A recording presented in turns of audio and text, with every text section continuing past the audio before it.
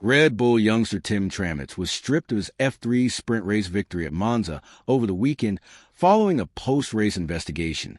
But the 20-year-old isn't the only racing driver to have a win taken off him in the aftermath of the event. Tramitz, who competes for MP Motorsport as part of Red Bull Junior Team, crossed the checkered flag in first position in Monza after a fine effort in the sprint race. But he was adjudged to have failed to correctly engage the start procedure and was subsequently slapped with a 10-second penalty. The sanction saw him drop out of the top 10. While Tramitz will be berating his bad fortune in Italy, he can at least take solace in the fact he isn't the only driver to be denied victory in a similar manner.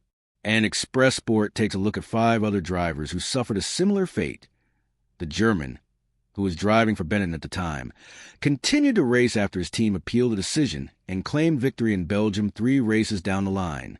But he was again disqualified due to excessive skid block on his car. Ayrton Senna's disqualification at the 1989 Japanese Grand Prix is one of the most famous in F1 history.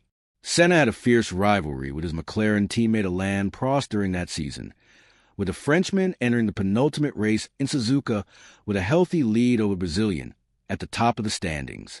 The pair collided on the track with 6 laps remaining, with Prost forced to retire from the race immediately. Senna, however, was able to continue and went on to claim victory. But his win was nullified after it became apparent that he had cut a chicane after returning to the track. While Lewis Hamilton has never had a race victory taken away from him, he did lose his P1 starting position ahead of the Brazilian Grand Prix sprint race in 2021. The Briton was hunting down Max Verstappen's lead at the top of the Drivers' Championship when he secured top spot in sprint qualifying.